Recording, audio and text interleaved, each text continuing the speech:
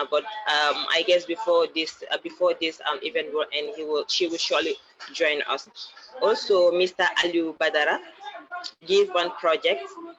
And Alieu Badara also is not with us right now, but Maria Manyang will step in for him for the meantime. Probably he will join us later. And also Demba Kande, media academic for journalism and communication. Haddijatou Jawara, Gambia Internet Governance Forum, Mr. Poncellete, JokoLabs, and Sanusi Drammeh, Ministry of Information and Communication Infrastructure. Thank you all for joining us in this event, and we are proud of you all. Honestly, I have the singular honor to thank the organizing committee for the event, from the president, vice president, and the logistics officer for all the efforts in making this event happen. I will not do justice if I do not thank the ministry, MOICI, for collaborating with us on the subject matter for the past 3 years. We are truly grateful. So our international collaborators, Cyber in Africa, Cyber Plus 221 in Senegal, Cyber Security non-profit, and Cyber with UK. Thanks to you all for joining us in this event today. So without wasting much time, I wish you all a successful event, and back to you, our able PRO, Public Relations Officer, Ismaila Jawara. Thank you so much. Thank you so much, Laitule, for such a wonderful opening statement. I will call on Mr. Drammeh to give us few details about data privacy, as well as what the ministry have for us. And from there, we're just going straight to the discussion on, we have on at hand, which is Own Your Privacy, as far as Data Privacy Day is concerned. Mr. Drammeh. Thank you very much. I start with the name of Allah, Bismillah ar-Rahman ar-Rahim, the most gracious, the most merciful. First, I would like to greet the chairman, the distinguished guests, the ladies and gentlemen, the president of Gambia Cyber Security Alliance, also Ms. Ndeye Toure, Mr. Poncellete, and all the protocols observed. I am really glad to address the gathering and also to join all of you in the celebration of the Data Protection and Privacy Day 2021.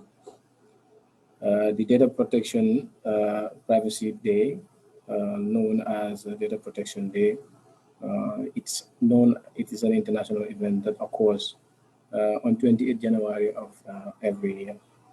Its purpose is mainly to raise awareness and also to promote privacy and data protection best practices. Many countries celebrate it, including the Gambia.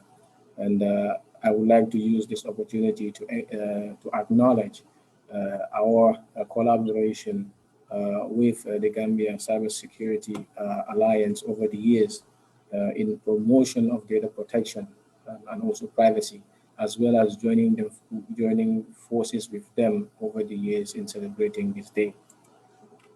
Data Protection and Privacy Day, it's an educational initiative that was premised on raising awareness for businesses, for users, for consumers, mainly about the importance of protecting mainly online information and digital content, especially when talking about social media and social networking. The educational approach later broadened in subsequent years to include consumers and businesses.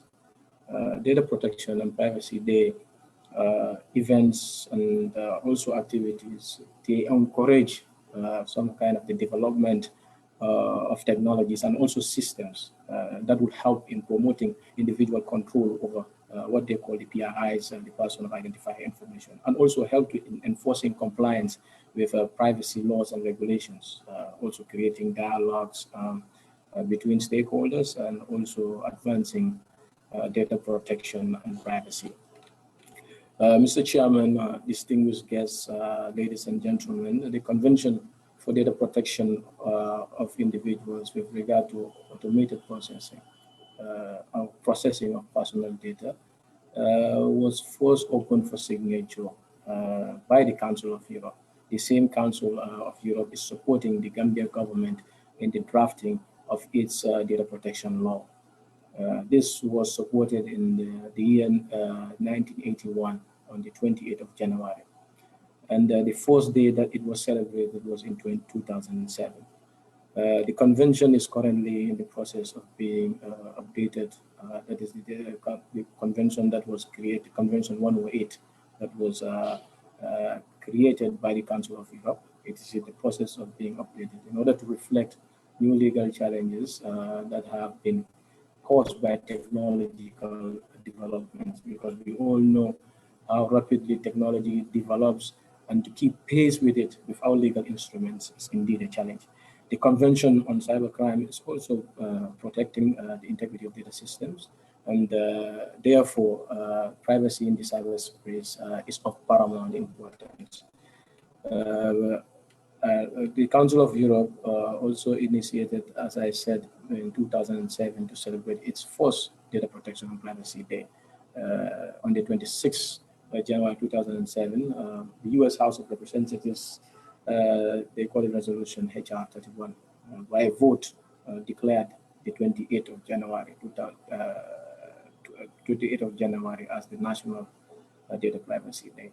Mr. Chairman, distinguished guests, ladies and gentlemen, with the formulation of the Data Protection and Privacy Bill by the Gambia, this will help support the initiative of creating a safe and an assured environment for people to have their data processed without fear of it being used for ulterior motives or without their consent or unjustly. Because we all know the protection of the privacy and the processing of people's data is a fundamental human right. This is a very important initiative that the Gambia government has embarked upon with the support of the Council of Europe, as I said, through its global action on cybercrime extended, they call it the Glacier Plus project, and joint initiative of the Council of Europe and the European Union. The project, I believe, will complement immensely in ensuring a conducive and enabling environment for data protection and privacy in the Gambia, which is fundamental, as I said again, to human rights. Mr. Chairman, distinguished ladies and gentlemen, in my ministry's quest, of course, I am representing my director, who is unable to attend, and on his behalf and also on my own behalf and on the behalf of the ministry. Our quest, together with our stakeholders that are out there, especially the Gambia Cyber Security Alliance and also the private sector, as well as the academia, our quest in achieving Critical Enabler 5, which again envisions making the Gambia a digital nation and a modern information society. It is fundamental, after putting in place the digital infrastructure and electronic services, to protect and safeguard the privacy and the processing of personal data of people. The information of people referred to as personal identifiable information, personal health information, as well as other confidential information, such as financial data, including bank accounts, credit card numbers, health or medical records, and even basic but still sensitive information, such as full names, addresses, and birth dates of individuals, need to be protected and processed only for their consent and for the sole purposes for what they are meant for, unless there is consent from the data subject to the data processor or controller. Mr. Chairman, with regard to the current infrastructure, as I said, it's expected that online and mobile applications will rapidly be developed, even further to offer solutions to local demands that can also be utilized regionally and even globally. So it is therefore incumbent that electronic services and businesses become more resilient on automated data processing, taking into account the vast usage of social media platforms that has revolutionized the way we communicate in this day and age. Unfortunately, as it has been the trend throughout the world, the development of information and communication technologies goes hand in glove with the rise of cybercrime. With the rise of cybercrime and cyber-related crimes globally, therefore, it constitutes a threat to fundamental human rights, including the right to private life. On the other hand, providing protection to individuals in this digital age while ensuring an uninterruptible flow of data across borders is seen as a crucial factor for the inclusive growth of country and its allies, of our country and its allies. Recent developments in the ICT and other sectors in the Gambia have led to the recognition of privacy as a fundamental right, making the protection of personal data a key pillar of human dignity. Mr. Chairman, distinguished guests, ladies and gentlemen, in 2019, the government of the Gambia, through my ministry, adopted the data protection and privacy policy. This policy, which is now adopted, was also prepared in consultation with the Council of Europe, taking into consideration the best practices such as the the Personal Data Protection Convention 108, and as well as the AU Malabo Convention on cybersecurity and data protection. The data protection and privacy set the foundations of institutional and legal framework for data protection and privacy in the Gambia, giving effect to Section 22(3) of the Constitution of the Gambia and expressing our commitment as a country in ensuring the protection of personal data and associated rights of individuals, and in particular the right to privacy. Building on the already made progress on the development of the policy, the government of the Gambia, again through our ministry, is preparing a modern data protection legal framework, as I mentioned earlier. So to this extent, the Ministry of Information and Communication Infrastructure has been leading the legislative drafting initiative together with stakeholders in a recently concluded stakeholder consultative workshop that was held at the Paradise Suites Hotel in December 14th, from December 14th to December 16th of 2020. This led to the production of a final draft of a data protection bill, which is hoped to be tabled at the National Assembly after going through a cabinet approval for enactment into law in order to protect the data subjects and also to govern data processing in the country or regulate the data processing in the country. As you may all be aware, the Information and Communication Act of 2009 was not very comprehensive when it came to data protection provisions. So there was a need for us to update that act in order to reflect current realities and also safeguard Gambia and the data that goes to other borders, that goes beyond borders of the country to other countries or region.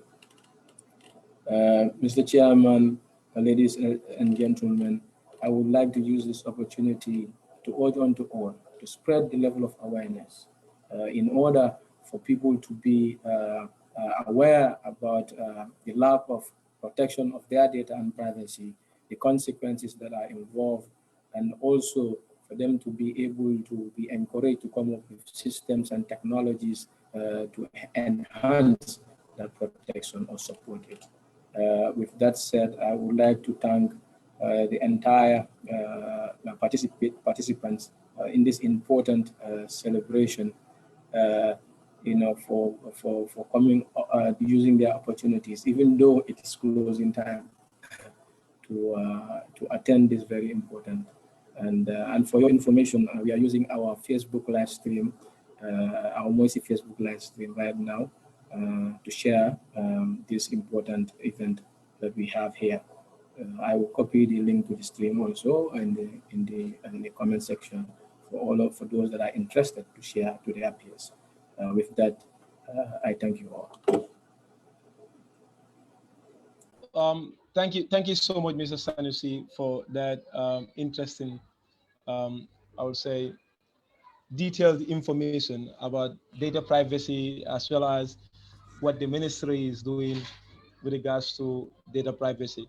Okay, I think, without wasting more time, I will just call and I'll just read my first question, with regards to this, data privacy.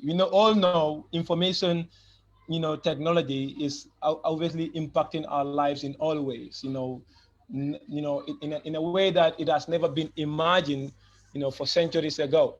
Now, this Gambia is not, isolating from that, impact of technology. Data privacy is very important as we keep on collecting information at all points daily.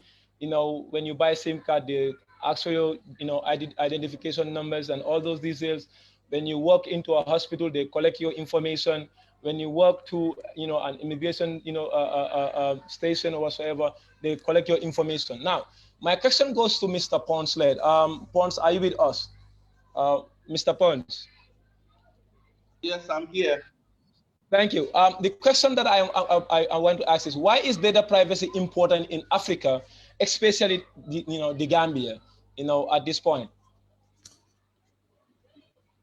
Okay, I will say it's very important, and thank you, Sanusi, for the work the ministry is doing. But the reality, in as much as it's very important for all of us, I think we all realize we do not we live in a global world.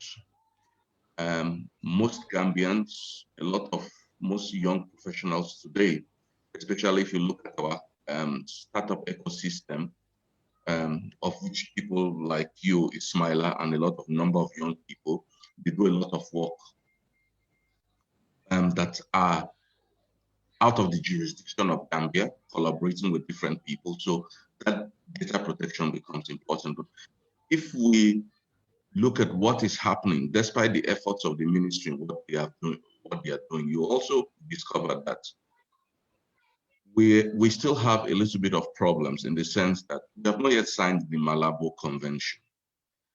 And I was talking to some colleagues in Senegal, where I do some lectures at the university for MBA students, and we're discussing about this Malabo Convention in case of data protection within jurisdictions, even though Gambia and Senegal has a lot of bilateral agreements, but it came to a point that within the convention, since Gambia is not a signatory, if there's some data breach that happens, which some of our data compromised and stuff like that, and it involves Senegal, they might not want to play ball because we are not a signatory of that Malabo Convention, And I think it is very important. I know in other forums, people like Sanusi have mentioned that the ministry is working hard, but we're a small country.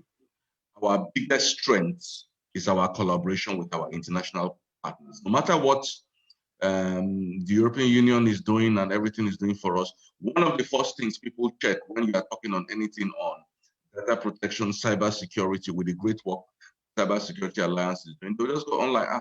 Gambia, they're doing all this, but the government are yet to sign the Malabo Convention. So I think especially now that we have a Gambia not in a dictatorship anymore, freedom of expression is largely respected, even though organizations like Freedom House will still put us as partly free. I think we are very free. All our shortcomings are normal, but I don't think we are partly free. I disagree with what Freedom House says. But it's important that all these partly free things we still see some of these sites is because of things like Malabo Convention not being signed, and we have our internal processes that are taking long. This is an election year, so I won't be surprised, and I'm sure a lot of you, my colleagues here, won't be surprised if, for one reason or the other, this bill is not signed this year. Because let us face the reality. The government and all their government stakeholders, most of them are in election mode. So things that will affect us. People like the Cyber Security Alliance, you people have to advocate about this data protection, why it is important in the next sitting of Parliament, push with MOICI that a white paper comes out and it gets to Parliament in the next sitting in March. We cannot wait, and that is why you are a power group, and that is why I like the work you people are doing, but you people have to push, because this is an election year, because there are some things, if we don't push, it will come to bite us. So we have to push more, and thank you very much. Thank you so much, Mr. Pons. I think it's important that you point out that this is an election year, and as well as international, data privacy policies and regulations are concerned. Gambia need to obviously participate, and so it stands, with regards to that. And then I think this actually, should be direct to Mr. Sanusi. What is the, the ministry status with regards to the Malabo Convention and data privacy policies, in this country as of now? Mr. Sanusi. Thank you very much, Mr. Jawara, and also Mr. Poncellete, for showing concern and also encouraging the government to take a serious step towards signing the Malabo Convention, so that cooperation between countries, especially when Gambia is involved, it can be a smooth process. I do understand that the AU Malabo Convention, the signatory, the ratification takes processes, and the ministry is currently following those processes. In fact, today in our senior management meeting, we had a discussion around this AU Malabo Convention and how to go about making it to a ratification stage. And in that process, we wanted to have an expert who is going to come and look at all our requirements, including valid force, the legislative requirements, the basics, if I am to say, to put all those things together to go towards a ratification approach. It's not only enough to go and sign the document. We want to ratify it when we move forward. So we wanted to use a process that is very well informed. So for your information, it is being pursued.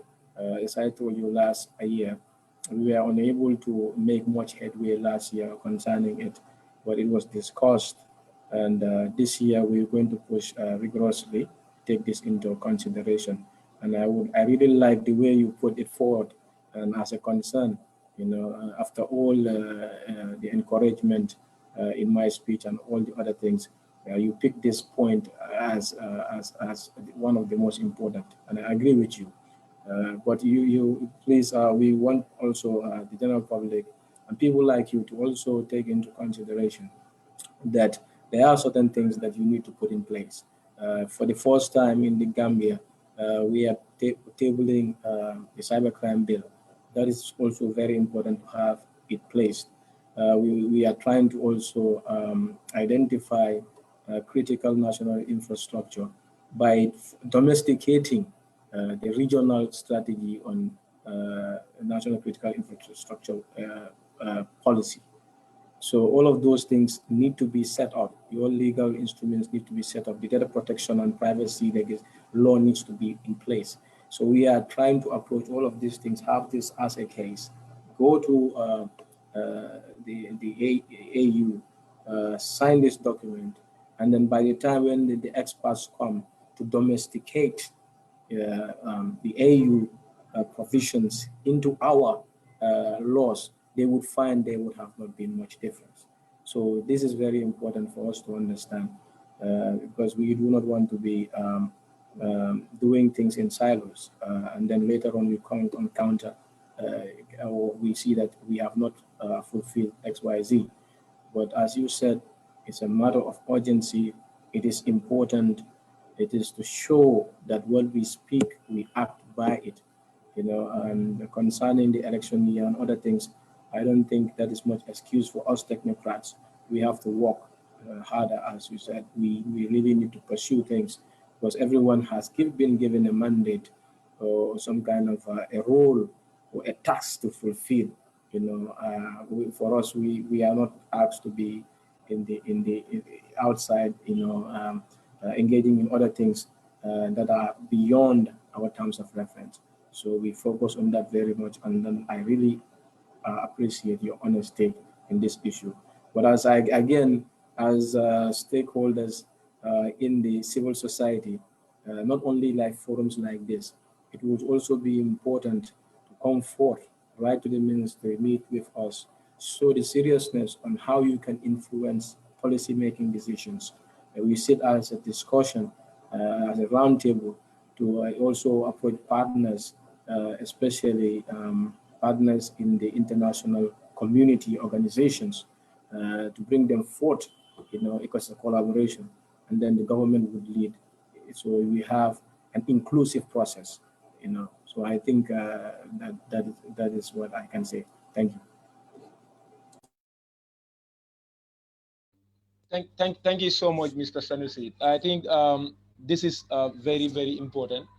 And as you said, it's also important that we look into things, you know, very, very clearly and closely before we jump in and adapt policies. These policies and conventions need to be able to relate to our daily lives and what we do in the Gambia here. So my next question actually moves to my sister, Hadija Jawara. You know, data privacy was an issue raised during the IGF and captured in the communique, you know, of the Internet Governance Forum.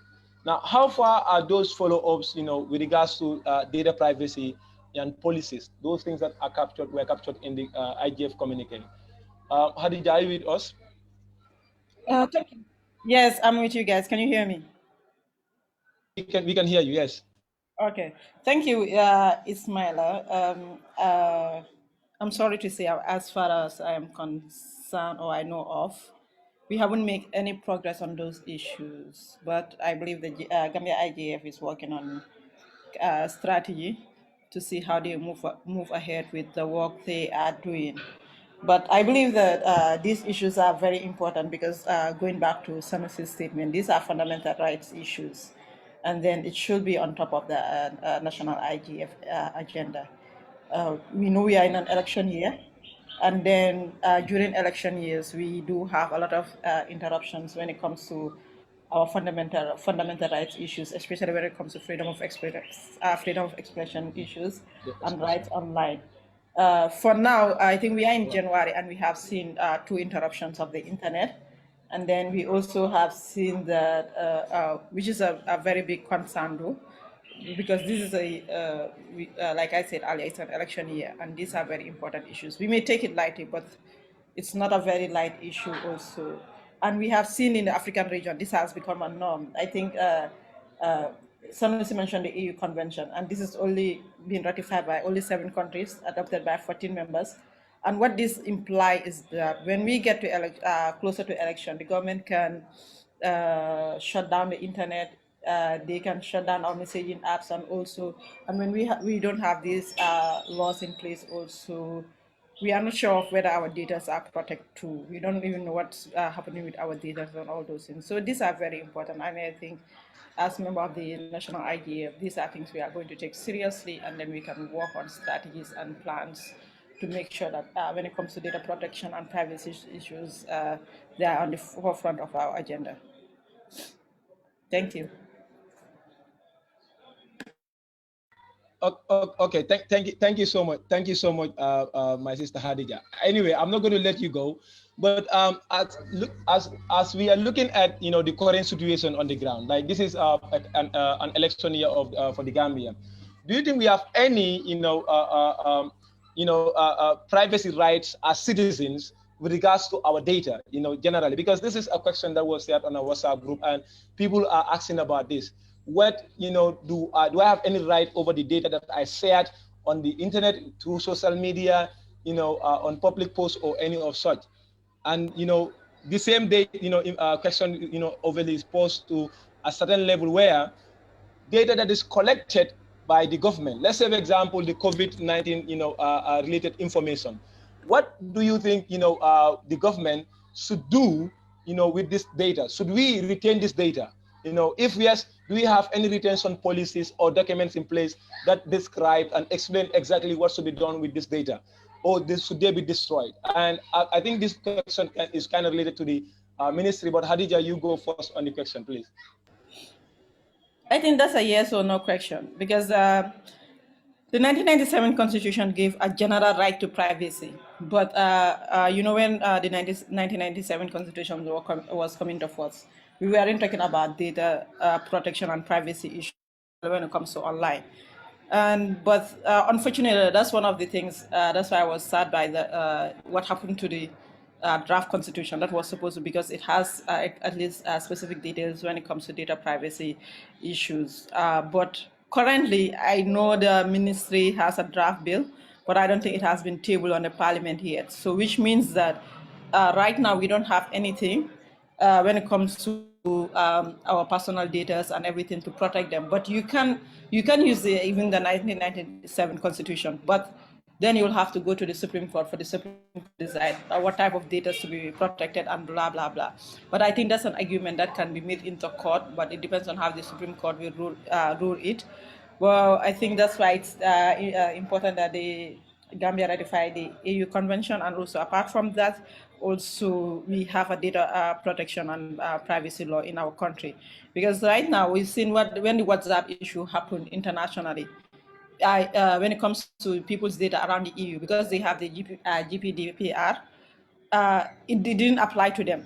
But coming to Africa, because we don't have a regional convention to protect us, it has to apply to us. But then because of the uproar, WhatsApp has to pull it back. But this shows you that what's happening behind the scenes, things we really don't know about, what's happening to our data and everything. And we know that when it comes to the Gambia, we are on a lot of online issues. And like you mentioned, the COVID thing also, a lot of data is being collected from people, but we don't really know what's happening to these data. Where are they being stored?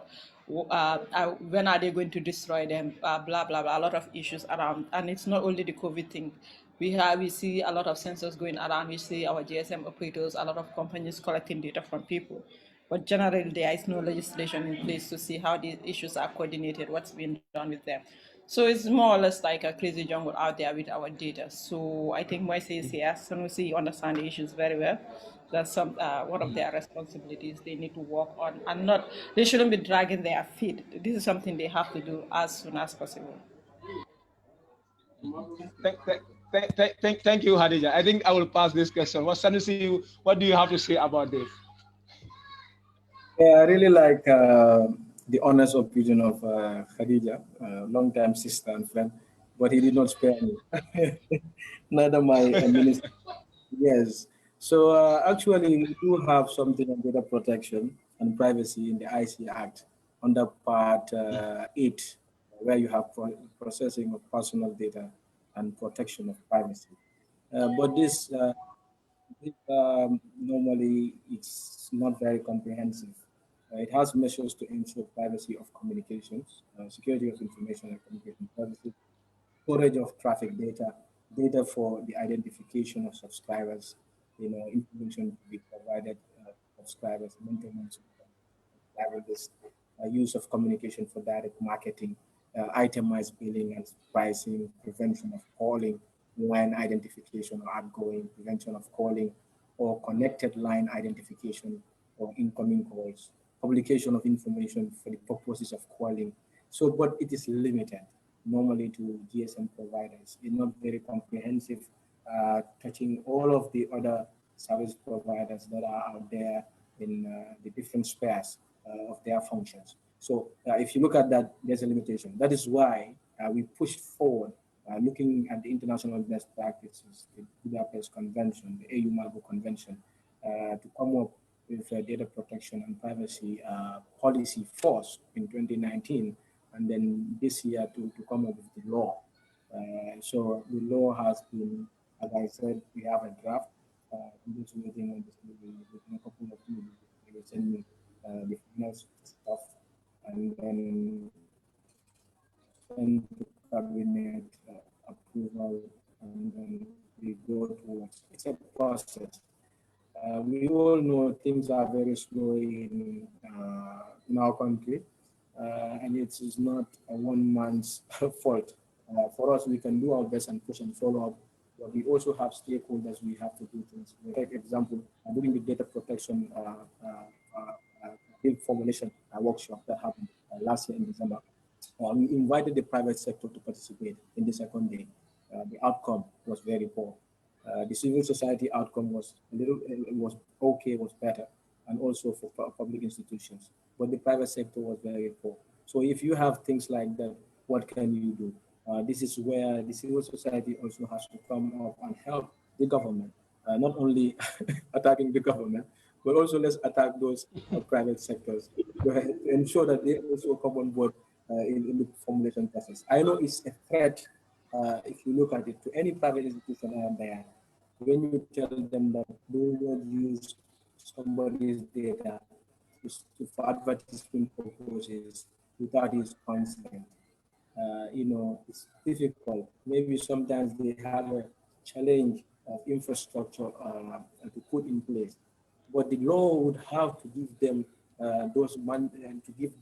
would have to tell them to go and get those things, requirements in place. So as part of the data protection and privacy law or bill that we have, we want a supervisory authority.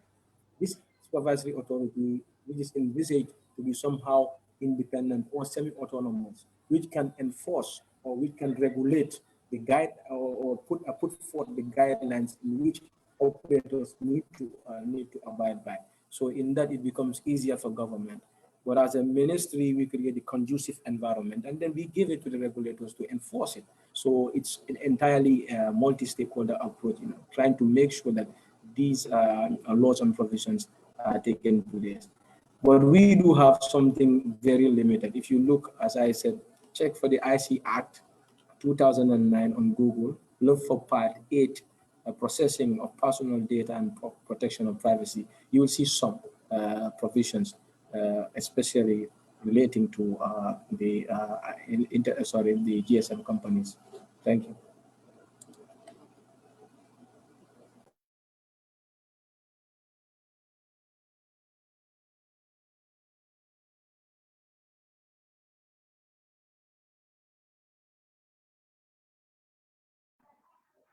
Ismaila, are you with us?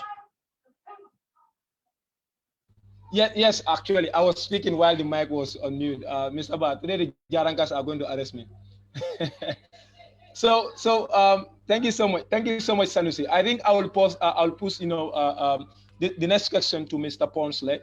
Mr. Pons, the question is: should government and corporation be compelled to reveal what information they are collecting and what they are doing with that information? Because as we believe, our information have been collected, within country and trans-border, collections. But then at some point, we lack the understanding, of what we are doing with that info, what the government and private sector or corporations are doing with that information, and actually, and how long are they going to save it? Coming back to the retention again, or will they delete it at the end of the day? So should this be in the policies, or should we kind of have certain documents in place that will compel them at some level to explain this to us, as Mr. Ponch?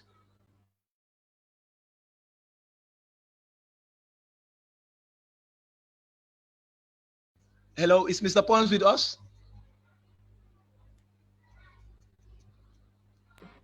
Ismaila, if Pons is not there, I just want to respond to that quickly. Then no problem, Hadija. Yes. Yeah, I think they should be compelled, because it is very important. We have to remember also that when it comes to data, I think you guys are working on cybersecurity. You know how important certain data are when it comes to your security, your livelihood, your income, and also it has economic implications also. And the other thing also is that now we have seen that data has been commodified. It's a currency right now. Some people call it the new oil or whatever, because it's money. When you have access to people's data, you can determine their actions, what they do, how they do it, when they do it, and everything.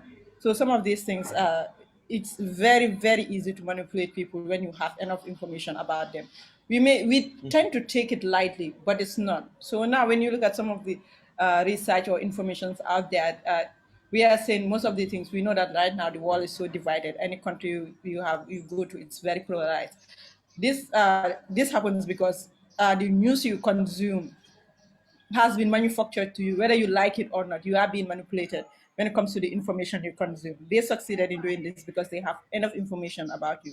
They know how you think, and if they are even trying to control how you react. So this is very, very important. I think when I see people taking these issues light, it's not a very right issue. So there should be an absolute policy on what type of data businesses are allowed to access when it comes to people's personal information, or even when it comes to their digital footprints and everything, because it's a very important issue, and it has a lot of negative implications too.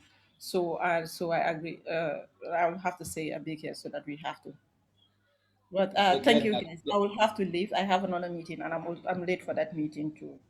Okay. I think we will pardon you now. So I think what Hadija said is very important, and Sanusi is with us, and we also have Mr. Ba as well as Pons and other cybersecurity professionals. But then, as he said, our data is, I would say data is the new oil, as it is called outside there, and it's very important that the data that is collected about citizens, and people online by businesses, is very important that we, obviously,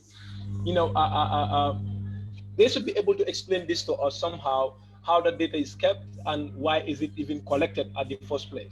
Now, this puts my next, question to Sanusi.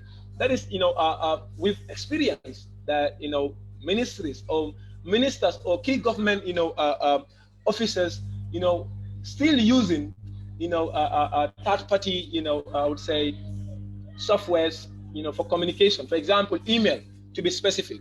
My question is, Sanusi, does, MOICI have any plan to have a data center to host emails for government officials? It's very, very sad at some level where government officials are using Yahoo and Gmail accounts. This, obviously actually puts, a high threat to our information, technology, our data, as far as the Gambia is concerned. So do we have anything in place, with regards to that? Thank you very much, Moderator Jawara. That's a very important question. Actually, we do have a data center since 2010 that has email services for government officials. One major issue to this is that is preventing people from using these systems is manifold. It could be the trust issues, it could be reliability issues, it could be a lot of factors, or it could be user-friendly issues. So you cannot point out one single issue why people don't use. But I think the other issue is, which I can say, is awareness. Are people really aware that these services are there, that they can use? Do they trust it? Is it reliable, and things and so forth? And as I speak, I hold myself accountable because I supervise this data center currently. I am one of the co-data center administrators in 2019, sorry, in 2010. I was not the one supervising everything, but I was part. We started with websites, then email came into play. And with the emails, we had challenges regarding power, sustainable power. Whenever the national grid goes off, the services will fail. And then when they come back, you have to go through a routine of making sure that they come back and they're available for people to use. We also had one issue at the time. We had people that shied away. They didn't really trust to come on board into the system, and because the perception could be painful. Again, we don't know why people don't want to join your system. Is it because they fear it's a monitoring platform? So this has a lot to do with awareness. what is the purpose of an official event in the first place. We had to do a lot of training, a lot of stakeholder outreach, to make sure that they come on board and join us in it. But the time that we realized that this system was of importance was when the system, when there was a disaster and the system went down for some time, and people were just calling up and down, oh, we need services, where is your data center, and things like that. So we had to prove to them that we had a disaster recovery site, and we restored the system back to its normal operation. And when that happened, people got interested, because sometimes for certain things to work through or to certain breakthroughs to happen, there must be noise. And then people will jump on board and try to now take that information. People would be also aware. Like, for example, someone can say, were you aware of this? And others can say, oh, I was not aware, and because of this event triggered that. So that happened. And starting in 2019, we did a serious, in fact, before 2019, since 2015, we have been doing serious upgrades to our system, enhancing it.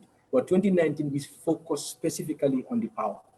We installed a hybrid solar system that is right now keeping the data center alive, which is providing all these services. So now we don't have downtime as I'm speaking to you. We also revived all the websites that were down, and they are up, and this work is still ongoing to make it more secure, so that they can be more reliable as well. So these are things. Now we also have an email policy. This email policy was drafted in-house in MOICI here, and this year we plan to validate it. Once we validate the email policy, it is going to be incumbent and mandatory upon every civil servant that uses the email system to only use that for official communications, and not to defer to any other platform. So this is what we intend to do. But because the reason why the email policy did not come as soon as it was expected, because the system has to be rigid, it has to be reliable, it has to be available, it has to be secure. We have to ensure trust. And now many people are coming in their numbers, they want to join it, but the work is never done. We'll keep on improving. Thank you.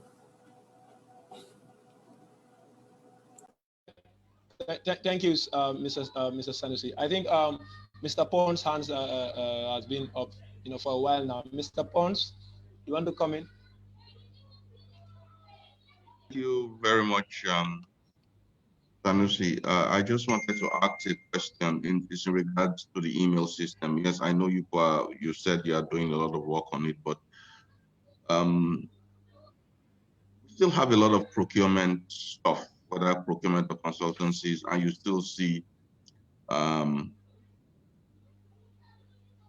people's personal email addresses on government consultancies. And personally, my organization and me myself personally, whether it's a personal organ, I never apply for such, and I'm sure a lot of people in this country are like-minded like me, because my email, if it's going to someone address at yahoo or gmail.com, that information is in his personal domain. If he was going to a governmental MOICI is the one taking control of it, and something happens, we can know what to talk about, So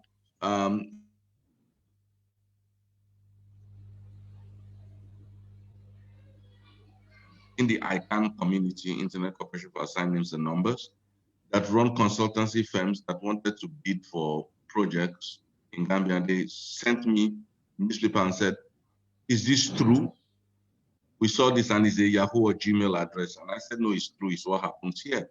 And there's this hiss. So I would like to get, how will you do turnaround? Even if it just has to be something that people will be using, like all procurement, government contracts, whether it's from trade or from finance, they all have a unique address, procurement at, tenders at, and and stuff like that. So we know it's not coming to an individual. People will be more comfortable.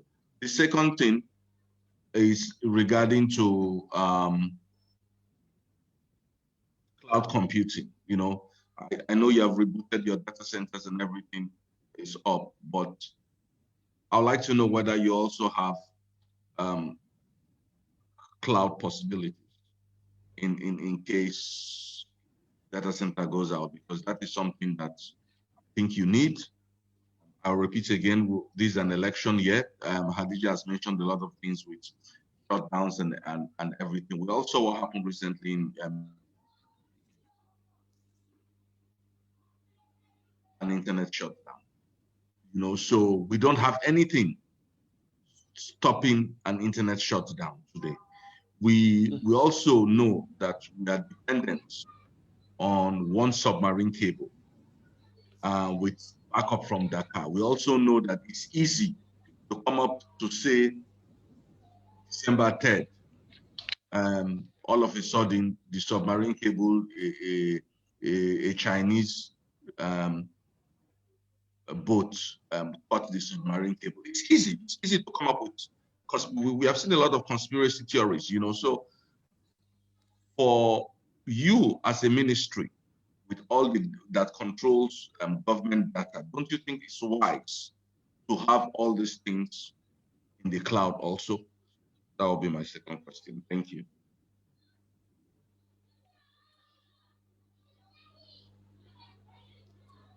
Yes, I think the question is for Sanusi, right?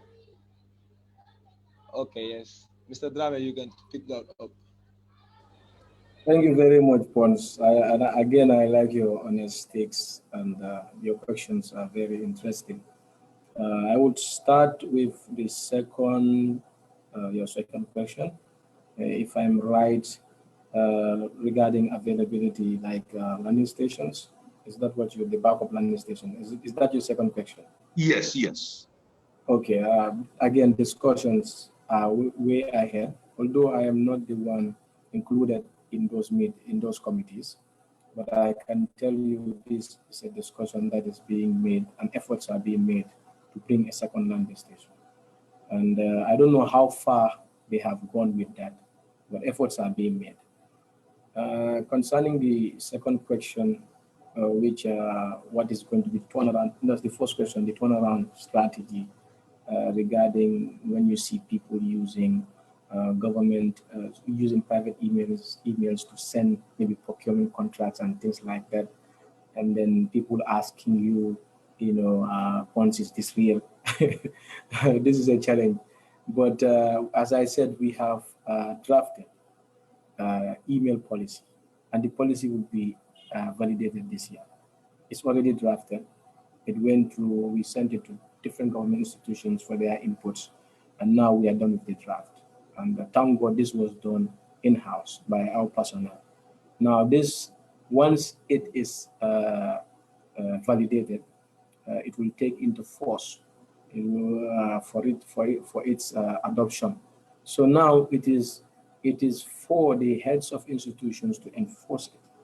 For example, MOICI can roll out and say this and this is the policy. Even your email, if you misuse it for certain purposes, we are going to block it. For example, if you are using your email to send personal emails and you get caught, your account might be suspended, things like that. And do not use government contracts to send to any other government official communications to send to using your private. So the heads of institutions are normally copied in these communications. So, for example, if a procurement officer sends a bidding document using her private or his private email address to bidders and copies her permanent secretary, he or she should be disciplined for that action. Either he is suspended. It has to be taken seriously, because what makes sure that people believe that this email is coming from a legitimate source. So one thing is the nomenclature of the email, the source of the email. All those is trust. So I really concur with you. But again, Gambia, not only I don't want to say Gambia, but in our setting over here, it's really a bit challenging to enforce certain things. You know, people call it the maslaha syndrome. For me, I would call it the exploitation syndrome. It's not even maslaha, because maslaha is allowed, but they try to coin everything to maslaha, but it's an exploitation. You exploit people because they are complacent, maybe they are some kind of tolerant, and you say, this is their weakness, and then you go after them and you do whatever you want to do. So institutions whose heads are a little bit complacent, not very tough, people will run away and do everything that they can, and there would be no action done to stop that. So I think it's everyone's responsibility, and even you, if somebody sends you an email using a private email address from government, for me, your first response should be, please send me through your official. I'm not going to take this. You know, I know sometimes it is in your own best interest, but if this occurs, this should be one of the ways you can also help us, because some institutions, they don't allow it. Some organizations do not allow it. They said you must send via your official email address, and that's when people start running to us and asking for an email address. When we wanted them to come on board, they didn't, but they only waited until now when they had an opportunity somewhere, and then they see that the only way to reach that, to get that opportunity, is to have an official email address. So this is really, really a problem. Yeah. So, Pons, I don't know whether I have addressed all of your questions, because within the two questions, I think you made a comment, one or two somewhere. I don't know. Yeah, yes, I think you did well. Thank you very much, Jake. And I'm sure all my colleagues appreciate the work MOICI is doing, but it's still work in process. As you rightly said, it's not a masla something. It's more than that. Just continue pushing. Thank you. You're welcome. Okay. Okay. Thank you so much, Mr. Sanusi. I think as for the participants, if you have any questions, you can post it in the chat box or raise your hand up, and then we will let you speak. And then the next question that I want to ask is, at our level as the Gambia Cyber Security Alliance, part of our effort to combat cybercrime and reduce I would say cybercrime in the Gambia, was to create what we call cybercrime incident report form. So when incidents happen online and victims kind of report to us, then we work with the police, with as well as the ministry to investigate certain crimes which happen online. And from our report which was presented to the ministry, over 60% of the crimes that happened within the variation of 2019 to 2020 December, where online scamming and online violence, basically social media was the key. Now, Mr. Pons, my question is, with regards to this, put it into consideration. This is an election year. We've seen, online scamming or crimes that happen, like example, deepfake against politicians or journalists, or trying to photo edit politicians or journalists to intimidate them. Mr. Pons, what do you think this will have, the impact of this will have on our politics as well as our democracy as a country?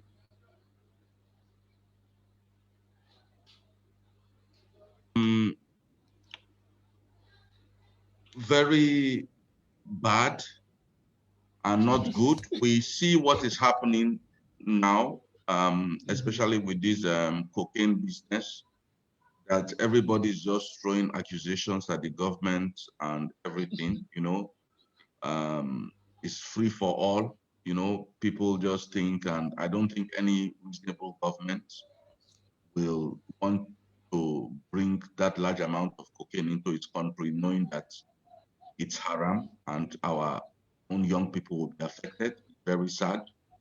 So, but how do you mitigate such fake news, such distortions that are happening? How do you mitigate it? Because it's all part of the cyber crime stuff. And I think when we have, remember, except something is really big, you get flagged. And I think it's high time people in the Cyber Security Alliance, people are our main body that look at all these issues. I know we have a set now that look at things, but I mean, words do a lot. When Twitter decided to take down a sitting president of the United States of America, shut down his accounts. They did it as an example. You cannot come to my house and start misbehaving and doing as you like, even though you're president. Because at the end of the day, it's Twitter, that's their space. Facebook, they have their space. All these Snapchats, Club, now you have Clubhouse and all these other places. So I think what we should be doing very well,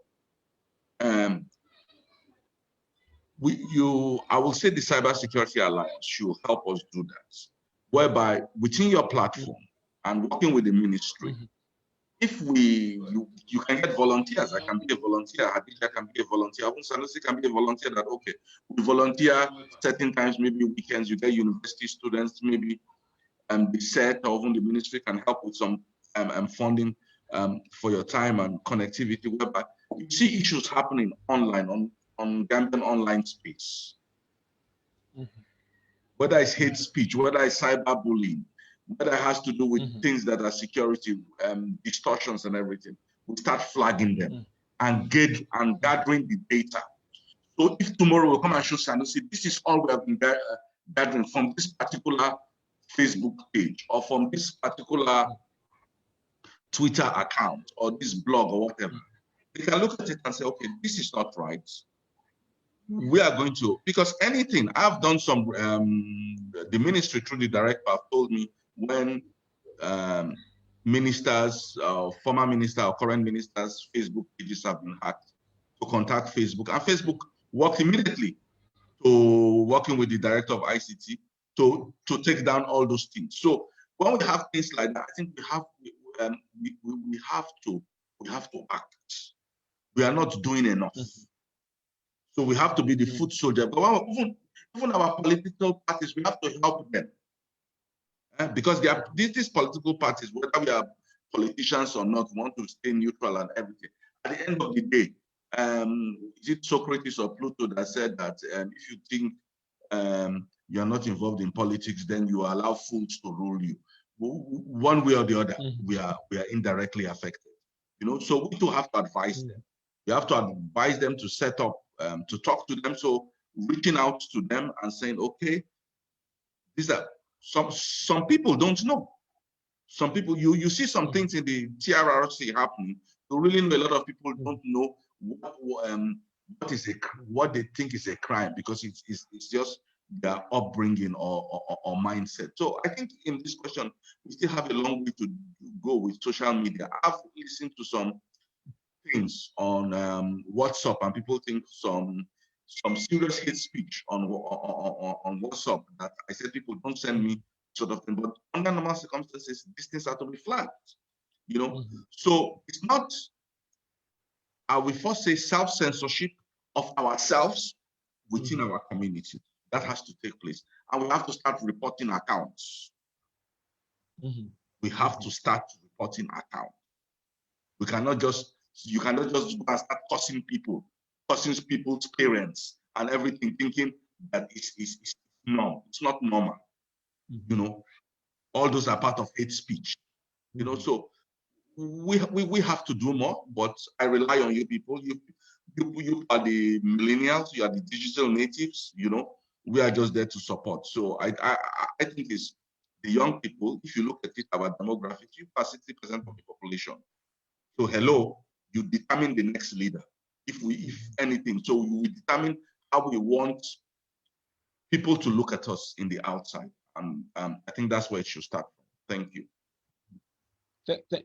Thank you so much, Mr. Pons.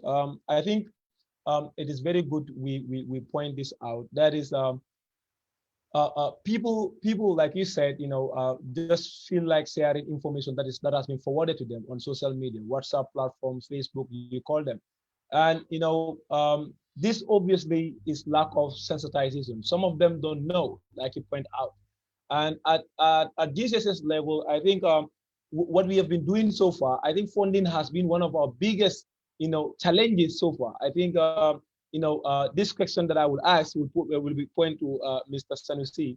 What is the ministry doing at this level? I know, you've started something that is the nationwide tour, cyber, awareness creation, tour campaign.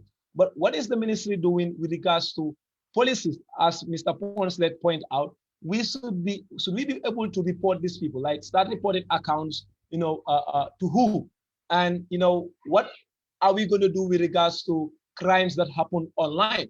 For example, police officers. Let's say somebody just insulted me online. What am I going to do? What are the steps that I should take with regards to this, incidents that happen online? So I go to the police station. Are the police well equipped to handle such cases? What is the government doing, with regards to these things? Mr. Sanusi. Thank you very much regarding that question. Normally, I think we're talking more about cyberbullying. Cyberbullying is a process of abusing people online. The word bullying itself, you can come to a conclusion. The government is currently, as I said, working on the cybercrime bill force. The cybercrime bill normally does deal with criminal offenses, not within the realm of bullying. But I do know the information bill.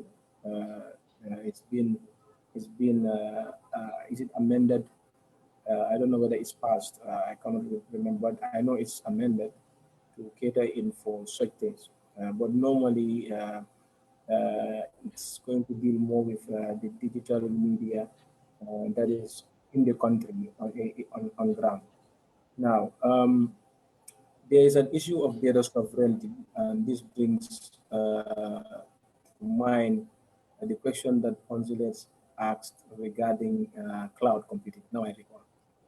If you do not have data within your jurisdiction and you don't have trans-border laws to protect data processing, misinterpretation like that, it becomes a tremendous, how to call it, a big task for you to solve that issue. Because now you have to be talking to regional players, you have to be talking to your neighbor countries, to have those people look into the matter, where is the bullying coming from. But at a really informal level, the Gambia Cyber Security, the Gambia, how to call it, computer security and incident response team, it would be their mandate to coordinate or to collaborate with regional SATs or SATs that are within the other countries. So these are normally informally done. They will email you, somebody send this hate speech or is trying to defraud somebody, and then you coordinate, you investigate. They will give you an IP address, and then you look into your IP address space, who is having this particular IP address. You contact that person. So normally the ISPs will contact us and say, this IP address, there is a good force, for example, coming from this particular IP address. Please address it. It's one of your servers. So if we look at our servers and say, oh, this is server X that is doing that, what type of attack is it doing? Is it SSH or something other technologies? We look into that. We try to block SSH traffic first. We try to trace certain things and then mitigate it. So it's the same approach. You have to have some level of jurisdictional control or collaboration internationally, what they call international cooperation, which the cybercrime bill does have on criminal offenses. So what constitutes of a criminal offense is also defined there. So this cyberbullying is not specifically mentioned in that bill. And trying to regulate that is really tough. And this is a point for us to note and try to adjust our laws. But I do know misinformation, the government has been trying a lot to include measures against things, especially using our media that is in our jurisdiction. Yes, and I think they have made some amendments to the information bill to include that. So be rest assured, our government will rest on our laurels. We will try to move forward, and this point is taken. I will take note of it, and maybe try to pursue with the stakeholders through my ministry, of course, in order to know how to come about ideas. And also, I mean, the civil society, the private sector, you can come up with ideas. How do we regulate? Now, one way to do that to also help us is to have cloud systems, but the cloud systems should be in our country. I'm not against cloud, as Poncellete is saying. What about if your data center is down and you have no presence on the cloud? What happens? Cloud is basically off-site storage or off-site service being provided within a different location. So if we push forward to having a national data center, which is an ambition or a recommendation from the National Development Plan, if we have the national data center in place, we'll be able to provide those cloud services. You understand? So when you have cloud services provided in your country, you have sovereignty of those data. So what happens if somebody commits a crime within your jurisdiction and you can go after them?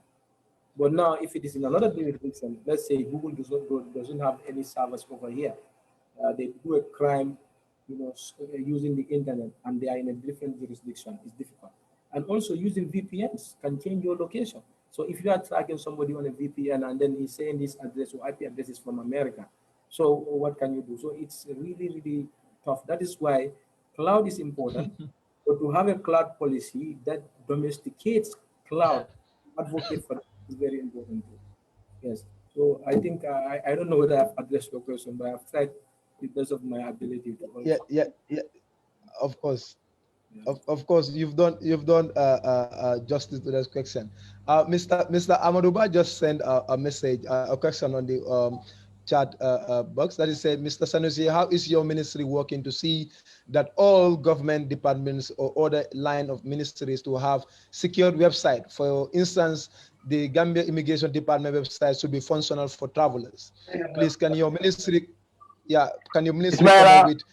Ismaila, yes. this is a question from Lamin Job. Look at the name properly. Oh, okay, Lamin Job. Oh, okay. Actually, oh my God, you see, Mr. Ba, I am halfway hungry right now, but don't blame me. I know. So, Mr. Sanusi, like what Mr. Job is asking, Mr. Job, however, is the Secretary General of the Gambia Cyber Security Alliance, and is working closely with, immigration and movement issues. And his question is, what are the plans in place to put, all government websites, into a secured platform and accessible to all, citizens both in and outside country. Example, GID for travelers. What do you have to say about that, Mr. Sanusi? Actually, all government websites are on a secured platform, but we are still improving the security. One area which I can point out is to transfer to HTTPS. I know maybe he's referring to that indirectly. So we are in the process. We are aware of it. As I said, the enhancement of the data center does not stop here. And then we have stages that we've been going through. We are in a procurement stage of getting the wildcard certificates and then rolling it out so that we can have HTTPS. Right now, what we ensured that the most critical ones, especially those that you have to log in and store certain data, like your email, it's already on HTTPS, so that's not a problem. But as you rightly said, it's something a concern. If someone comes to your website and finds that it's not on HTTPS, even some engines will tell you this website is not secure. But the ministry is doing everything to work towards achieving it.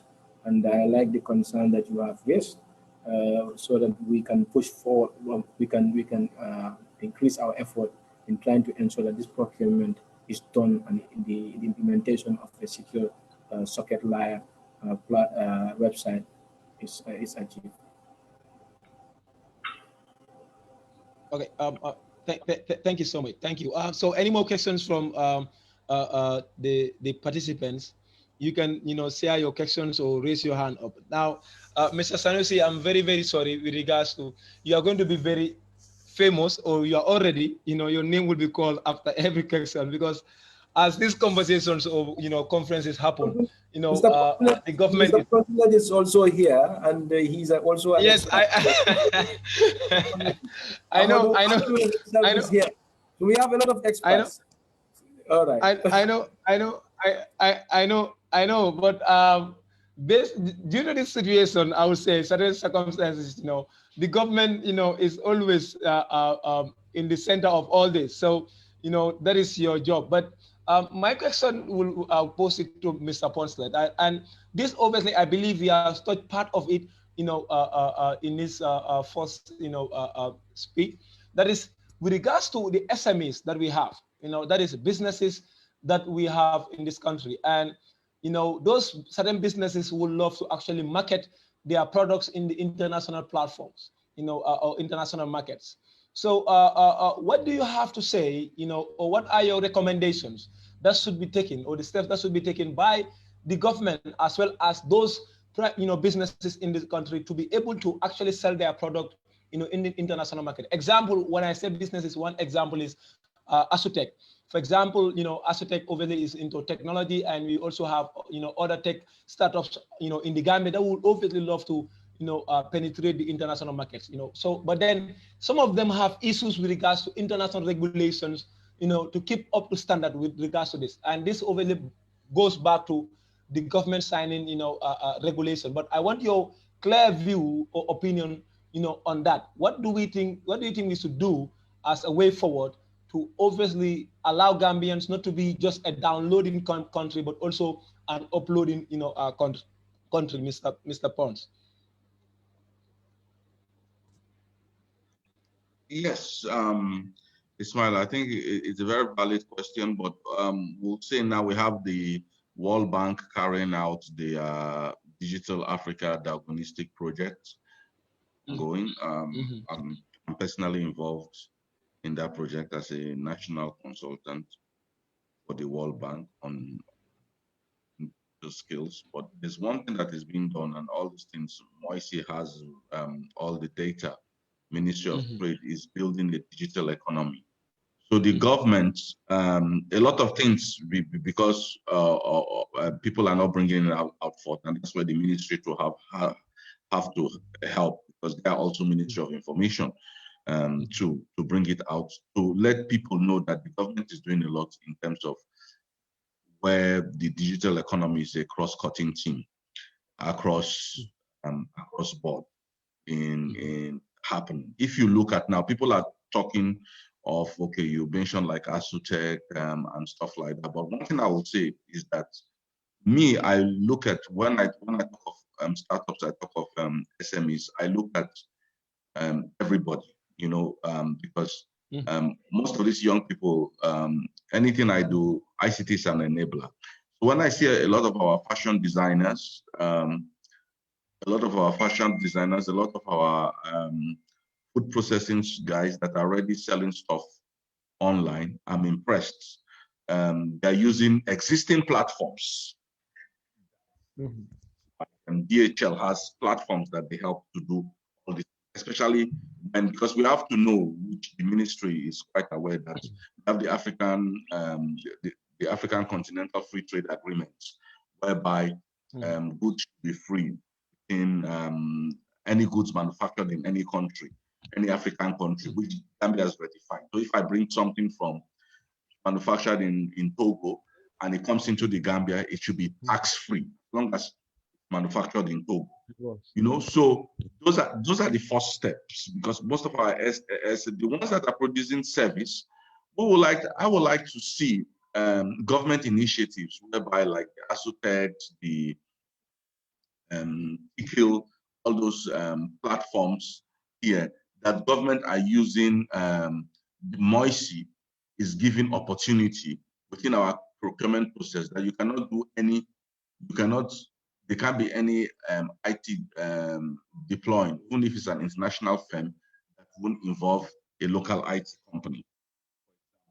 so that our local IT companies, so you can be a big company, you can be IBM coming to maybe government wants to use IBM to deploy some cloud-based solutions. Say, okay, but they have to work with Asutech, or they have to work.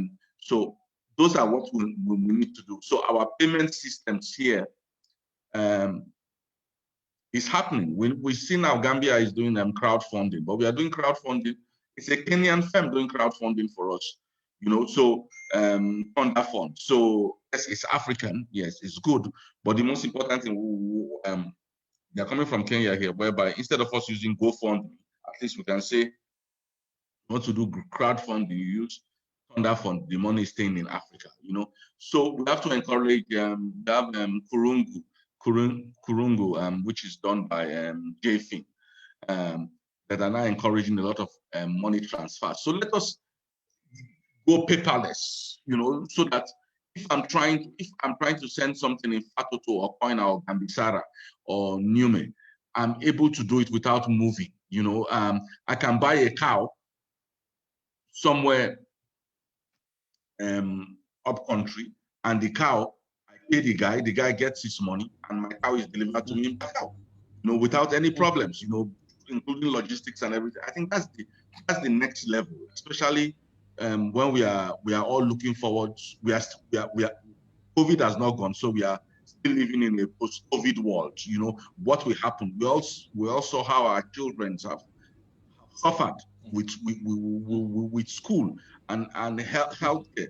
So I think it should start with the environment is developing fast, but we should I will touch the ministry, let them tell people what they are doing more, especially with this digital economy, because they are doing a lot. They are doing a lot, but it's not out. Instead, we have a lot of negative news. Government is not doing this. Government is not doing that. It's not nice. They are doing a lot. So I won't sit down here to say nothing has happened within the digital economy. If you read what the central bank are doing, and you know, people forget that they think it's artificial when we have we had growth last year in our GDP. It's not artificial. You know, yes, things will go up because we import everything. We download anything, everything, as you say, Ismaila. Even our Drammeh we download from Senegal. Everybody's tuning to all the Senegalese stations to watch Drammeh. So those are the things we have to change, whereby we work. The WASIP is still there. Our learning platforms, we have to use it. We have to populate our learning platforms. There's a whole e-learning component on the Echo One. We have to make use of our what do you call it? Our this thing, our internet exchange point shouldn't just be a point whereby we have Google Cache and Facebook Cache. Google Cache and Facebook Cache, they are there because Google and Facebook, they know that is all we in Gambia we like doing, Google and Facebook. You know, but we should, the internet exchange points should be able to serve us better in terms of what we want to do. You know, so those are things, but the process is there. I would just say the ministry, the information team, to put it out there to explain all the great work they are doing, because I think if there's one thing I will fall to the ministry of MOICI for now, is that when I look at their Facebook page regularly, I follow them, is that a lot of the good things they are doing is not happening within this digital economy space. We need to get that out, you know. Thank you. Thank you so much, Mr. Poncellete. And I think it's very important that you point out, you know, this post-COVID era. Like, I believe, in fact, personally, I am working in the education sector, apart from cybersecurity. I remember very well how, you know, serious and, you know, and how difficult it was for my students to actually access, you know, online platforms, you know, and also be able to access, you know, their educational resources online. And this obviously has caused a lot of trouble. In fact, there's this point, the University of the Gambia students, you know, went on a strike against a specific, you know, GSM operator. We all witnessed this, you know, and I think my own point is we need to find a way to put in place certain, institutions and infrastructures, in as much as, which is obviously going to do more with my next question to Mr. Amadou Barrow. Mr. Amadou, are you with us from the US? He's also a cybersecurity expert, Mr. Amadou. Thank you. I'm right here, yeah. Thank you. So as a cybersecurity, expert and professional in the US, what do you say, the Gambia government should do with regards to, education and producing, I would say universities producing, cybersecurity professionals, to protect our data and also guide us, through this digital era. And I know, of course, cybersecurity professionals are always in scarce globally.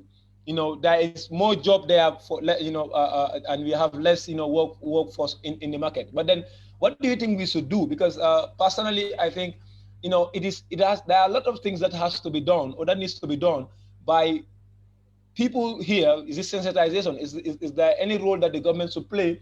Is there any role that, the private sector should play? So as an expert, in the US, what do you say about that? How do we come up with enough expertise for, our cybersecurity professionals, in our country? Mr. Bar.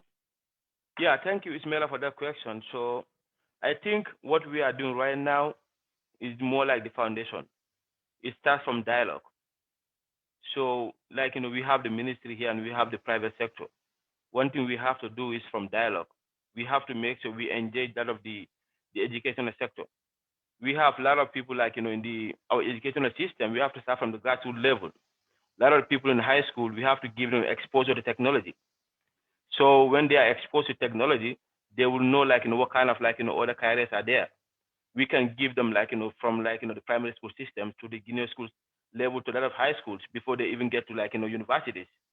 When we have a constant dialogue with the people, you let them know there's another area for cybersecurity or computer programs and other technical aspects other than a lot of the law or business areas.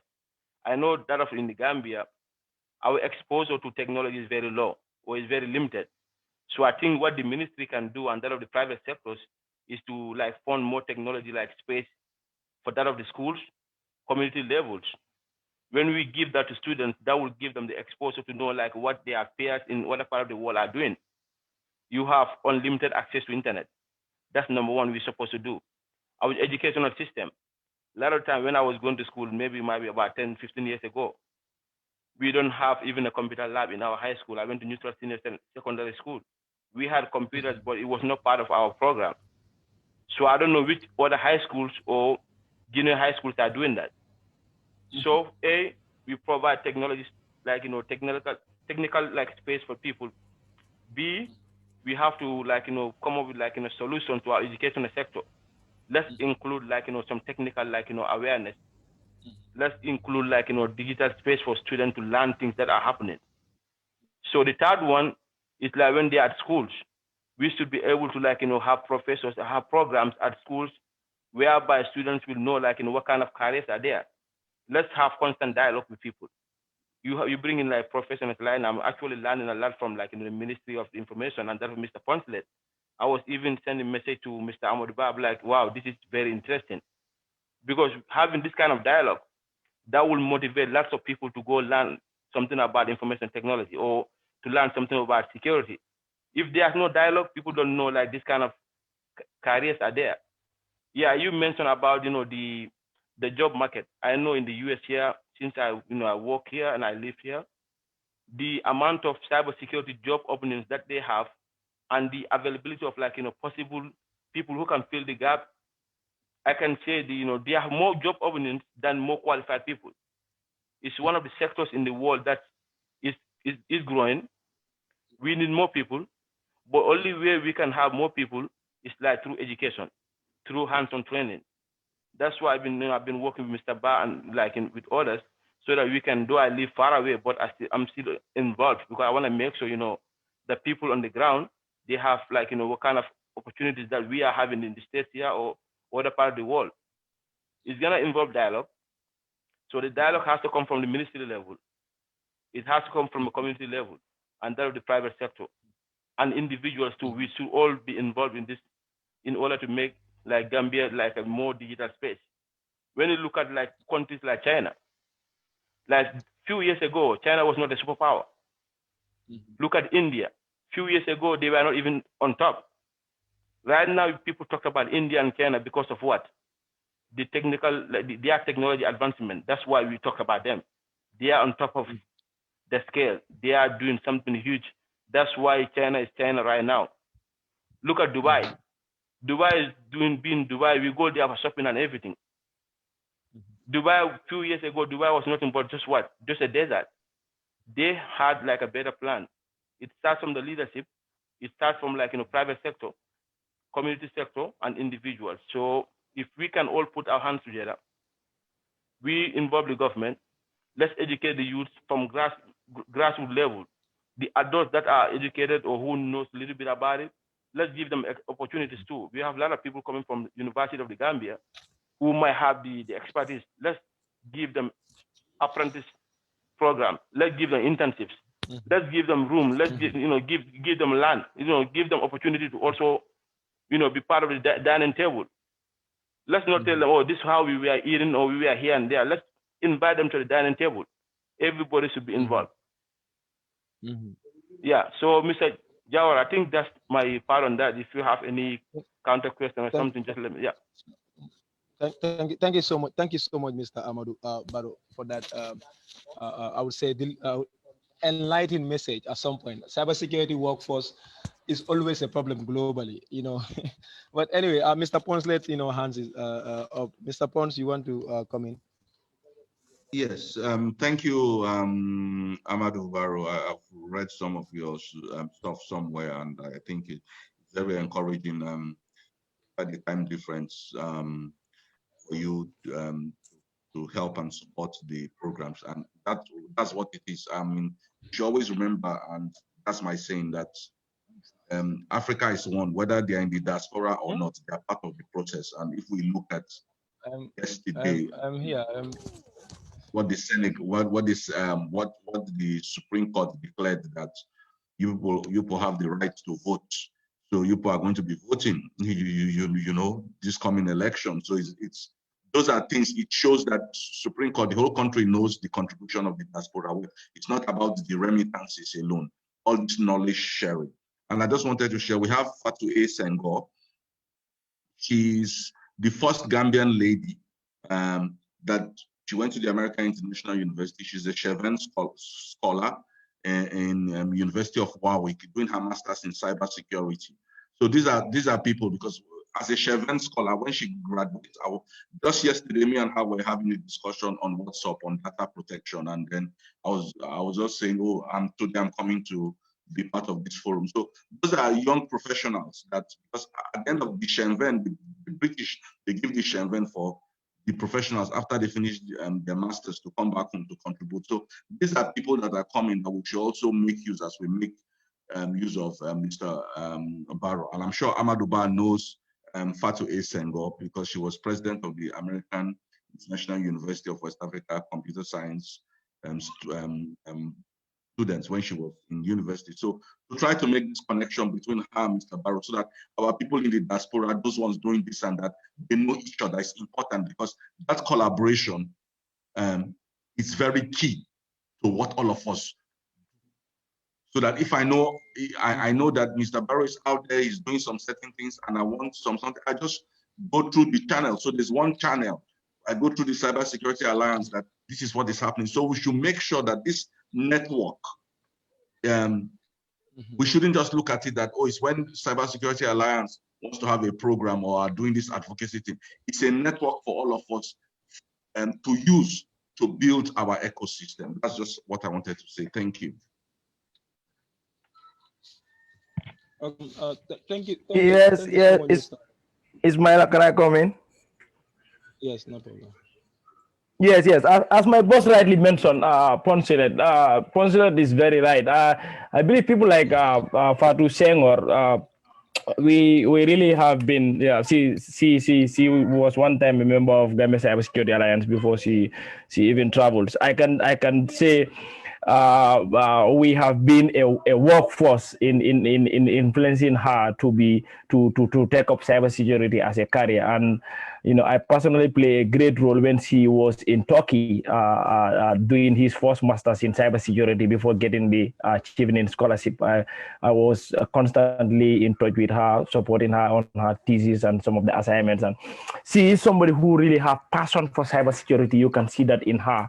And we even, I think 2-3 days ago, we were having a chat on this event.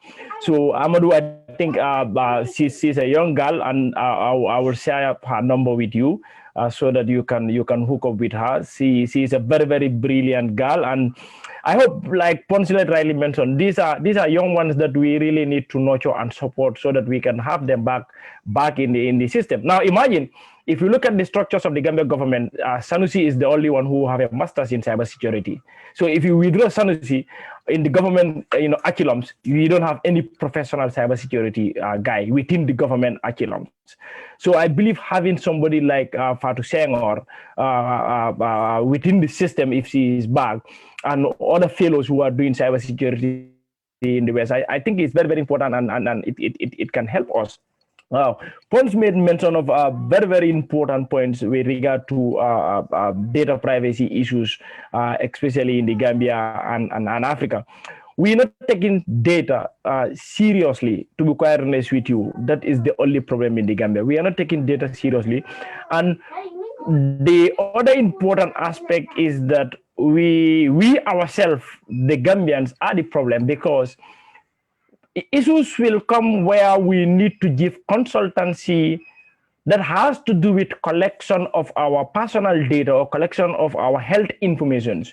These consultancies will be outsourced to non-Gambians. This is really affecting us. So we're providing our highly sensitive information to people that are non-Gambians. Now, I feel very proud when I had Pons is doing a consultancy for UNDP. Right now, I'm doing a consultancy for World Bank in the area of cybersecurity. And I'm very grateful that we have somebody in the World Bank office in the Gambia who is a Gambian, who is protecting Gambians. Anything that has to do with consultancy on the World Bank, she fight with World Bank to tell them that, look, it has to, as far as it's Gambia, it has to be a Gambian. I think this is what even the government should be doing. We've seen instances where consultancies will come that has to do with collecting our personal information. Let's look at the example of Ministry of Health. Whether we know it or not, the Ministry of Health is using an open source platform that is hosted in Vietnam. And this is the platform that they use to do health survey, to collect people's personal health information, collect highly sensitive health information from citizens. And imagine, this data does not sit in the Gambia. It sits somewhere in Vietnam. Imagine, in Vietnam, not even in Europe, that is closer to us, but in Vietnam. So sometimes I think the problem is us. When I'm talking about issues of data privacy, I become so emotional that the problem is us. To be quite honest, the problem is us. We need to fix this problem. The elderly, the managers and the directors and the permanent secretaries, some of them, I can tell you, they know, some don't know. Those who know are keeping quiet. They are protecting their pockets. They don't care about us. So I think it's high time we all collaboratively come together, put up a very, very mighty, huge position paper and push it forward to the ministry. If they don't listen, we hit the street. It's as simple as that.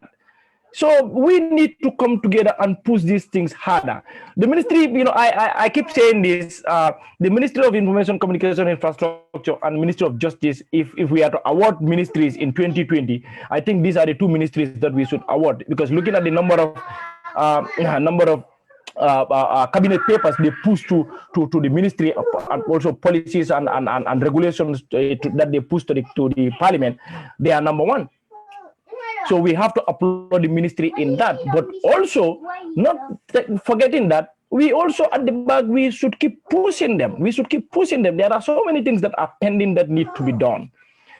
So let's keep pushing, and also encourage our own. When consultancies came that has to do with collecting our citizens' data, let's give it to Gambians. When issues comes that has to do with collecting our personal health information, let's give it to Gambians. Thank you very much, and back to you, PRCom. Thank you so much. Thank you so much, Mr. Ba, for that. So, Mr. Baro, his hand is up. Mr. Baro, you have something to say? Yeah, I was gonna tell Poncellete that Fatma Senghor, I know her and we are communicating. I've been in touch with her, like we discuss more about her projects right now and our program. So I know she is one of our very dedicated individuals from the Gambia, and she has great passion for cybersecurity. Mm-hmm.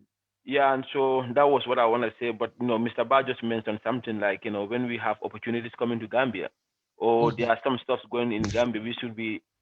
There's a saying they say when it's about me, it has to. I have to be involved. Anything about me without me is not for me.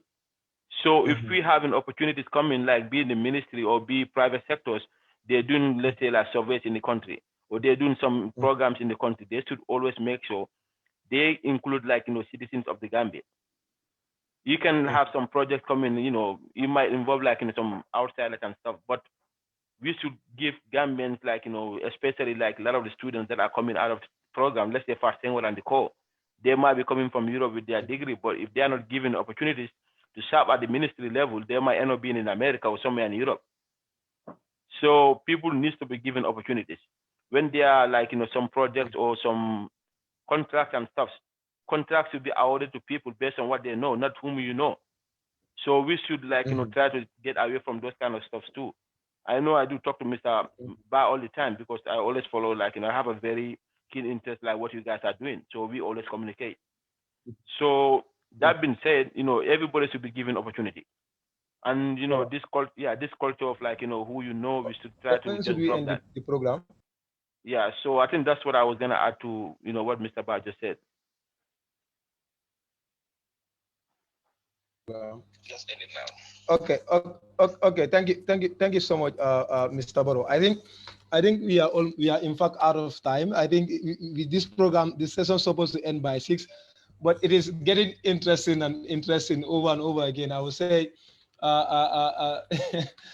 hours is not enough, but as we agreed to actually end it in 2 hours, we should end it by now. But before we end the program, I would like to give the floor back to the panelists if they have anything to say. But before that, I think with regards to this workforce, personally, I would say at GCSA we have clusters, and part of those clusters is what we call the incident response cluster. And this cluster obviously has a sub cluster which is called the red teaming and blue teaming, which has to do more with hacking and information security research, like security researching, so on applications.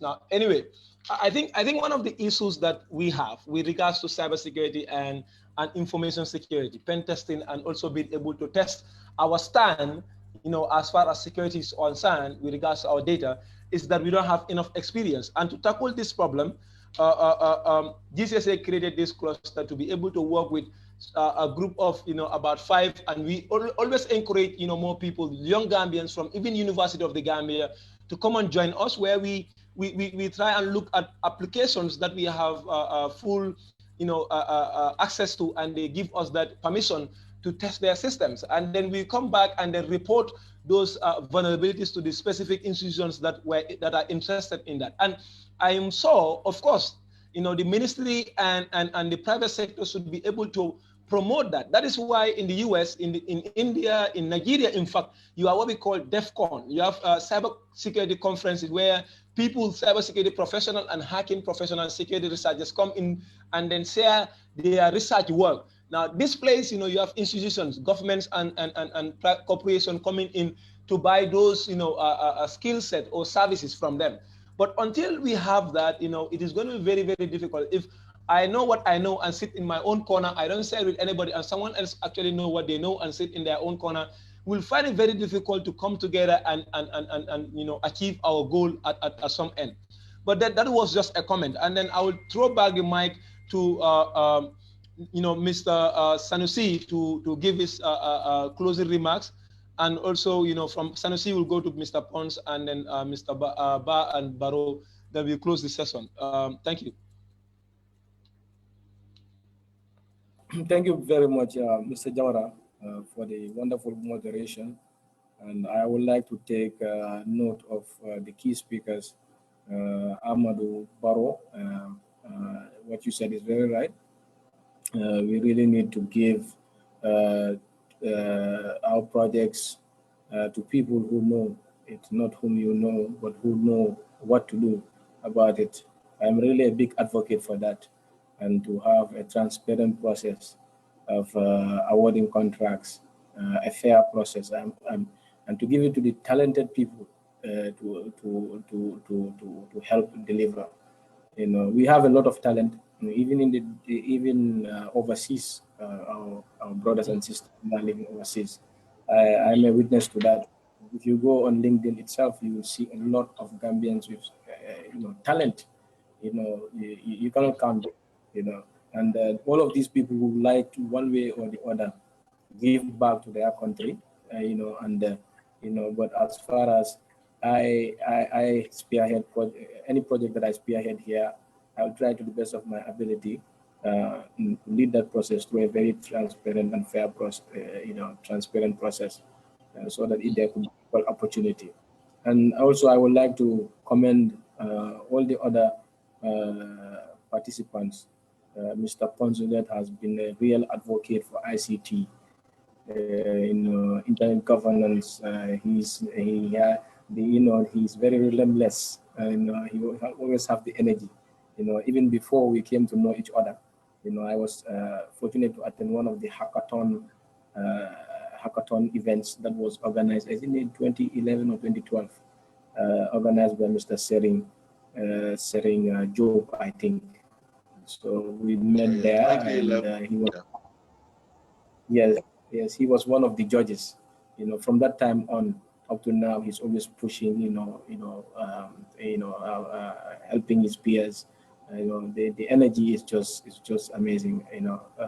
Looking at Amadou Ba, also another person who always pushes me. He will tell me, I admire you, but I said, no, I admire you, because there's few qualities. If you have that in an individual, you cannot really bring him down, or you cannot. The person will always progress. That is commitment, determination, and passion. It's very, very important. People who have it. He is one of those I have seen, very determined, very determined, and he has an effect on us here. And as we all know, the civil society is supposed to influence policy-making decisions. And Amadou is one of those. I have been hearing him, talking about this data protection ever since, even before I took the realms of the data protection foresight in our ministry, or overview, or purview, let me say. I just took that purview at the end of last year, and Alhamdulillah, we have been able to get to a law drafting stage. I would like to also thank how to call it, Jawara. Is it Haddijatou Jawara? She's been a long time. Yeah, Haddijatou. Haddijatou. Yes, I've been along with him in formulating the IOU University, International Open University now. When the proprietor came here newly, we are part of those that were helping Dr. Bilal Phillips. And so that's where I came to know her, and she's very committed, and or whoever, all the others too, Musa Dumbia, although we don't know each other, Haruna Messi, De Toure, also I would like to commend you. Your speech was great. Let us all keep the faith, the motivation, the push. It's a never-ending endeavor. It's a never-ending effort. Whenever you address one issue in ICT, a new technology will come up. So it has to be some kind of a breakfast for all of us. When we wake, we expect we should have breakfast. I'm really grateful, also flattered, honored, humbled, for all the praises that have come to the way of my ministry. And one thing is key that Poncellete has mentioned, and that is having people know about this awareness. And I think a lack of awareness creates a lot of things. It brings about speculation on so many things. But the ministry should do more. We acknowledge we should do more to spread the information of our ongoing activities, because the activities that we are doing it for the people, and the people need to know about those activities, that they are being done and how they are being done. So we normally use our Facebook to reach out, but we can do more. And again, the civil society can help, the private society can help. One example of that is the cyber security awareness campaign that we did by involving the civil society to help us spread the awareness. And I don't know whether we did a good job, but the public can attest to that. Maybe if it was fine, but we wish to strengthen upon that, improve. And I would like to thank everybody once again, and also thank you GCSA for giving me the opportunity to give some few remarks here. Thank you.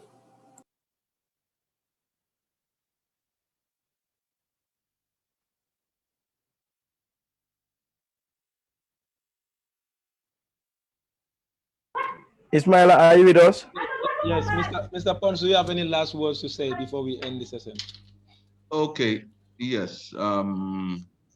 Thank you very much, Sanusi. I think one thing I'm always happy about is when you have a ministry program and you hear Sanusi that is stepping in with the MOICI as to open, no, he will be very detailed. He will be very, he has the data. There's nothing more when you are talking to a fellow professional, whether the person is young, who graduated tomorrow, and have the data behind what they're talking. As everybody's talking now in the COVID world, science behind COVID and stuff like that. I think it's very important what people are doing.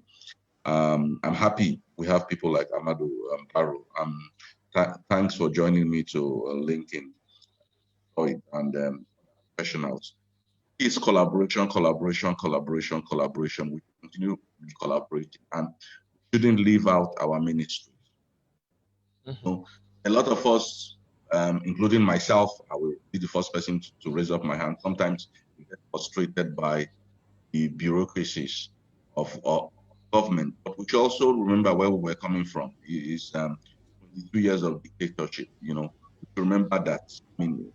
And a lot of things are changing, and they will continue changing. But it doesn't make us to stop doing what we are doing. I always use this phrase. We always pray to God that we want something, but maybe God is not giving us now. But we keep on praying because we believe. So we should continue believing that what we want to happen within this ICT ecosystem will benefit our children, and what we are doing, we shouldn't stop doing it. So God bless you all, and thank you, and continue doing the work you're doing. Thanks. Thank you so much, Mr. Pons. Mr. Barrow? Yeah, so the only thing I'm going to say, let's not only stop today. Like, today's January 28th is a data privacy day, but let this dialogue not stop today. This is supposed to be a continuous progress, especially if we are trying to, motivate a lot of youth in the country to be more, technology savvy, more security, passionate people. We're supposed to keep the conversation going. I know in the Gambia we are promoting, producing more law students and business students than any other thing, which is not bad. But we can also, start, producing more security-minded people. The information that, the how they call it, the medical field or that of the legal field are producing every day, they need to have people with security personnel who have security know-how to protect those data. So we should also be promoting more technical stuff. And I'm glad that we have the ministry here. Today is the first time that I'm on the same podium with Sanusi or the ministry. But for Amadouba and the co, we've been having discussions. I've been inviting them to some of the programs that we are doing here. So you might be expecting to hear from us, Mr. Ministry. So my focus, here is to more into education. It doesn't only have to be like the technical side, but I've been a strong advocate for education. So if we all have the same mindset, we want to make sure, the Gambia today, and, we want to make sure the Gambia tomorrow is always better than the Gambia today. We can only do that by educating our future leaders. Though we might be still youth, but we still have more people that we can make impact upon. the folks like, Ismaila and Mr. Bar, and that of the everybody at the GSSA, they're doing a great job. If you have somebody who is as passionate as Mr. Barb, like every time we talk, he's trying to pump me. He's a man with passion. And his passion is also backed up with a lot of talent, and they're educating people. So the ministry and that of the private sector, they should be like funding like organizations like them, not only having programs with them, but try to donate, try to give them like something to keep them going too. Because an organization without no funding, they can only go for like a certain level. They need funding too. If you guys have some technical stuff like equipment and stuff, give them those equipments like computers, laptops and stuff. Let them use that one so that they can try to educate more people. And finally, let's try to be more champions of like data privacy. Today is the day. Let's all motivate others. Let's motivate our family, our community members, our school, our workplaces, so that everybody can be data privacy, like conscious people. Doesn't have to be only today. So let the conversation go on. So that's all I have for today. Thank you so much. Thank you so much, Mr. Ba. Should I skip you, or you also have a few words to invest? No. Just to thank all the panelists to acquire this. From Sanusi, I used to, he said a lot about me. I used to tell him if we have 4 Sanusis in MOICI, our problems are solved to Bucharest. And I keep saying that, and I keep repeating this every now and then. And Poncellete, for him, he is like a father to us, like an uncle, a brother, and a mentor to us, to Bucharest. He is so passionate about ICT in general in this country, and anytime we knock at his door, he is always available. He doesn't look underrate us to say, okay, these are just young small boys, why should I respond to their activities? So Pons is always there for us, and he is our Pons to Bucharest.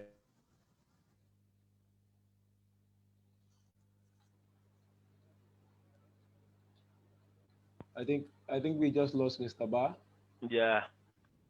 Yeah. So I think personally, we will end the meeting here, as Mr. Barrow said, and all the panelists and participants have also made their own,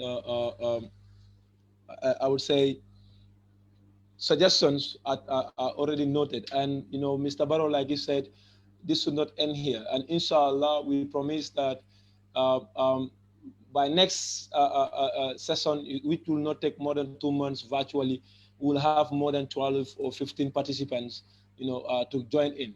Inshallah, we should go beyond thousands of thousands, because we have the people. It's just the message need to be said and re-echoed and echoed again. So a virtual hug to all of you. And thanks to Mr. Poncellete, our boss, and Mr. Sanusi for all that you have been doing, at your own personal level and at the ministry's level, for the Gambia Cyber Security Alliance, and also for the cybersecurity industry in the country.